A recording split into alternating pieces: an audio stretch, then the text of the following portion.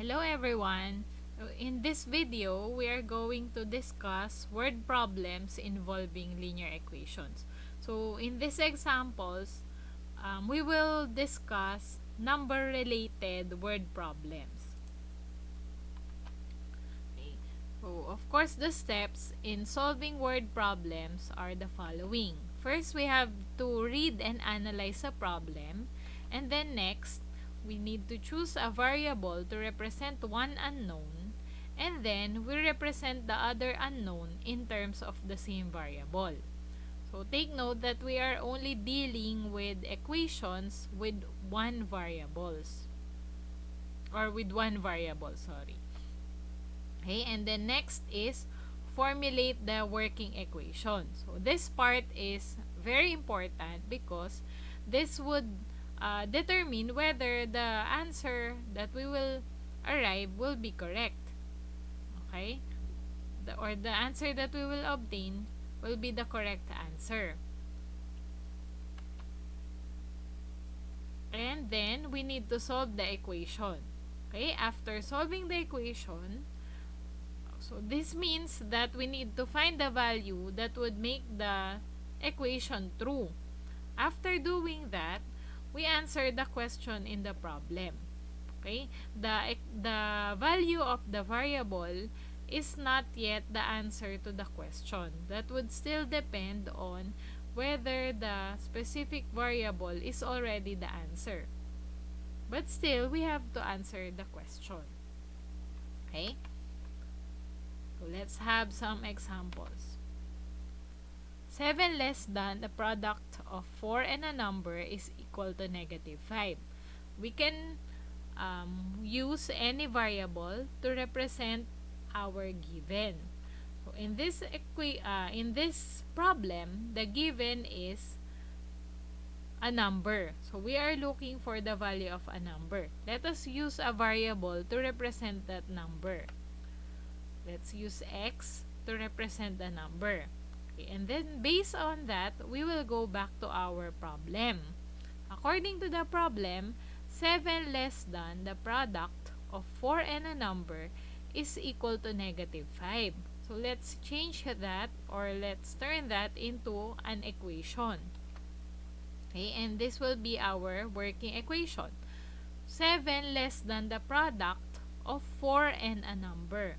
So it means we need to get the product of 4 and our number, and then we need to less 7 from that, or we need to subtract 7 from that product.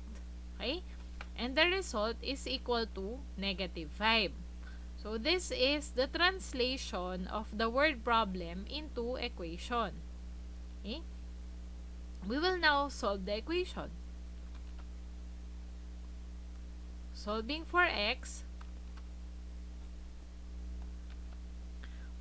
is equal to 1/2. So remember again, when we are solving, we need to place all the variables on one side and all the constant on the other, and then we solve for the given variable. Okay, so remember that the numerical coefficient of our variable should be equal to +1. So in this question, the representation or the variable is already our answer because we are looking for the number. Okay. Hindi lang nailagay dun sa question, pero the question here is find the number. Okay. Okay, so the number is 1/2. Let's have another one. So, ito din, hindi na ilagay yung question, pero the question is, find the number. Okay? So, the description is, 2 times a number decreased by 4 is equal to triple the number added to 16. We need to find a representation for the number. Yun ang lalagyan natin ng variable. Let k be the number. Based on that, go back to our word problem. So, according to the word problem, 2 times the number, so we need to multiply k by 2. Decrease by 4, we need to subtract 4 from 2k. Okay? And then is equal to triple the number. So that is 3 times k added to 16. We have 16 plus 3 times k. And that will be our working equation. So, as you can see here, 2k minus 4 is the translation for 2 times a number decreased by 4. Okay? Is equal to, we have equal sign here, triple the number added to 16. So that is 16 plus 3k. Let us now solve for the variable in our equation. So we put all the variables on one side, all the constant on the other, and then solve for the variable. Take note that it should be positive 1. In this case, the value of k is negative 20. And we are only asked to find the number. So the number is negative 20. Okay? Next, let's have another one. A house and lot is sold for 3,400,000 pesos. The house costs 1.5 times as much as the lot. How much that does each cost? Okay? So, ang given natin, we have the price for house and lot. Okay? And then, we need to find how much does the lot and the house cost. So, based on the given, we need to compute for two values. Okay, or two amounts, the cost of the house and the cost of the lot. Let us represent one of that value that we are looking for.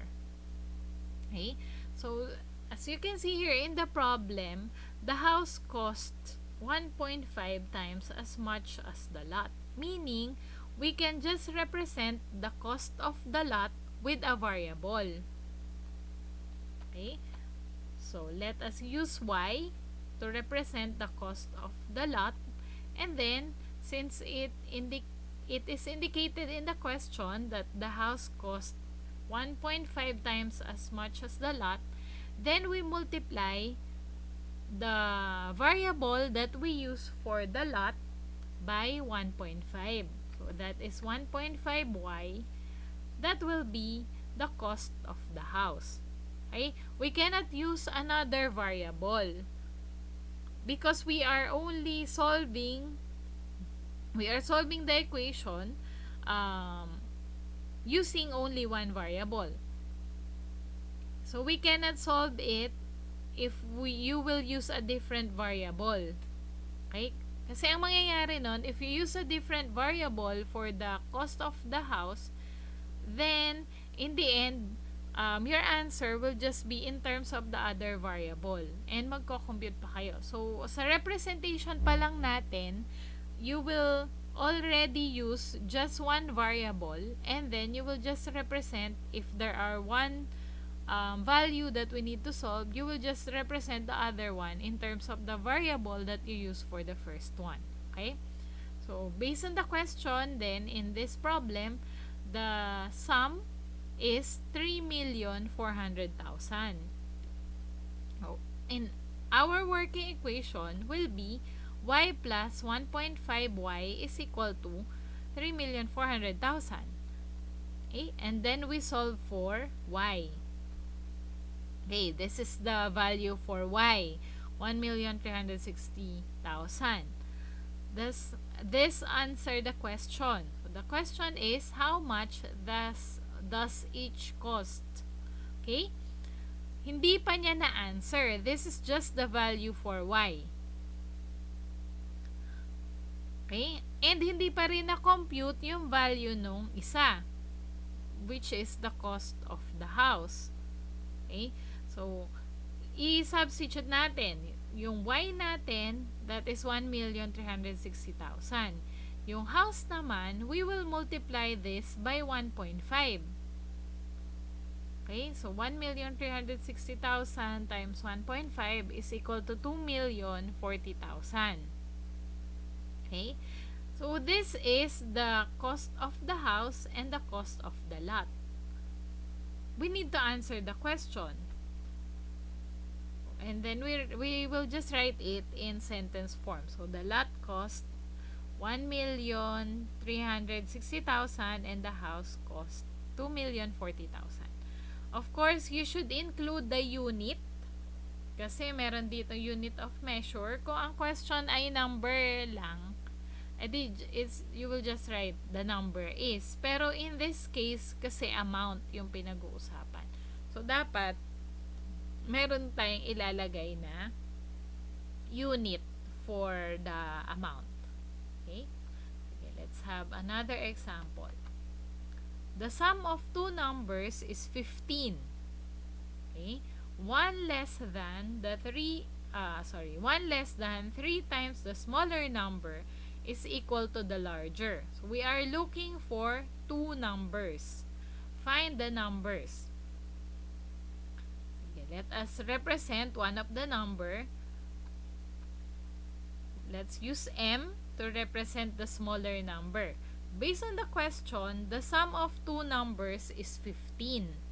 If the sum of two numbers is 15, and we will represent the other number or the larger number in terms of the smaller number, we can write the larger number as 15 minus M. Okay? Because if we add M and 15 minus M, the answer is 15. So, yun din yung ibig sabihin ng the sum of two numbers is 15. Then, if you subtract that number from 15, that is the other number. 15 minus M will be our larger number. Let's go back to the question for our working equation. 1 less than 3 times the smaller number is equal to the larger. So, we need to get 3 times the smaller number and then we subtract 1 from that. Okay, kasi nakalagay 1 less than 3 times the smaller number is equal to the larger, and that will be equal to the representation for the larger number, which is 15 minus M. Our working equation will be 3M minus 1, that is 1 less than 3 times the smaller number, equal to the larger number. Solve for M. Okay, M is equal to 4. Yung 4, that is just the smaller number. To compute for the larger numbers, we have 15 minus 4, that is 11. To answer the question, the numbers are 4 and 11. If you want to check whether your answer is correct or not, you can just substitute in the equation or in the problem. According to the question, diba? 1 less than 3 times the smaller number. In the smaller number between 4 and 11 is 4. So, if you multiply that by 3, that is 12. Minus 1, that is 11. And that is our larger number. Okay? Let's have another example. Find 4 consecutive integers such that 5 times the fourth integer, or fourth lang nilagay. 5 times the fourth minus the second is equal to the third. Dito, we are looking for 4 consecutive integers. When we say consecutive, magkakasunod. Yung consecutive na to, pwede rin naman tong sabihin na consecutive even or kaya consecutive odd integers. Syempre, you already know what even numbers are. So, those are the numbers divisible by 2. And then, odd numbers, yung hindi divisible by 2. O, pwedeng ganon. Now, how do we represent consecutive integers? O, kung consecutive integers lang siya, we can use a variable, any variable for the first one, and then, ano bang difference ng first one sa second one kung consecutive integer siya? 1. Ibig sabihin, yung second integer will be so, kagaya dito, if I use n to be the first number or first integer, the second will be n plus 1. Okay? The third will be n plus 2. the fourth will be n plus 3. Kung may pang 5 pa, then it will be n plus 4, and so on. So, yan yung representation kasi in our question, we are looking for consecutive integers. Okay. Okay, bago natin to sagutan, paano naman kung ang magiging given ay consecutive odd or consecutive even? O kung consecutive odd at consecutive even, ano ba ang difference ng even number to the next even number? 2, 'di ba? Ano naman ang difference ng odd number sa next odd number? 2 din.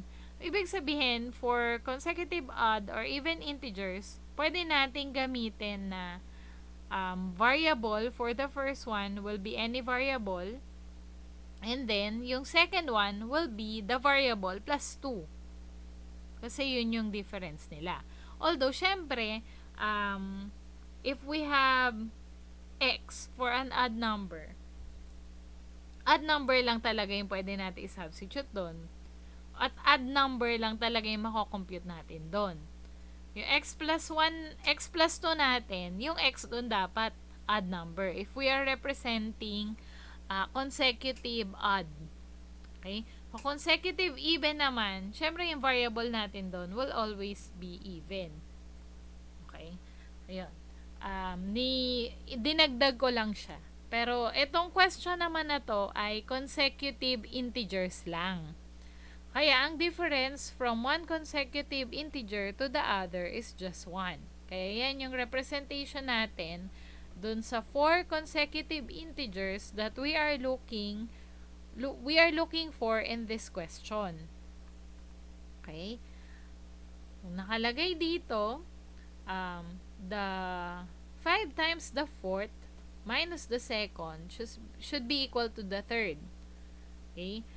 Working equation natin, 5 times the fourth, that is 5 times n plus 3, minus the second, which is n plus 1, is equal to the third, which is n plus 2.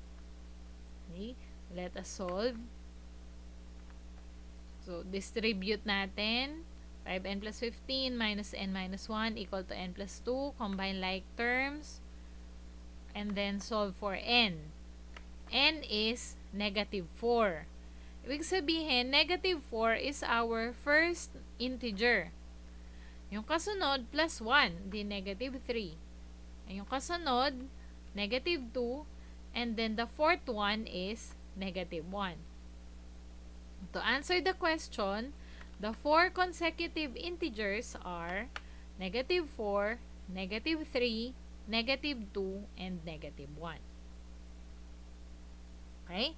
So, just remember that if you are solving word problems, syempre, importante din yung representation. The representation should be correct. Okay? Make sure to use just one variable. So, if you are looking for more than one number in your question, you will just represent the other number in terms of the first variable that you use to represent one of the numbers that you are looking for. Okay? Syempre, equally important yung working equation. At kung mali yung working equation nyo, you will arrive with a wrong answer in the end.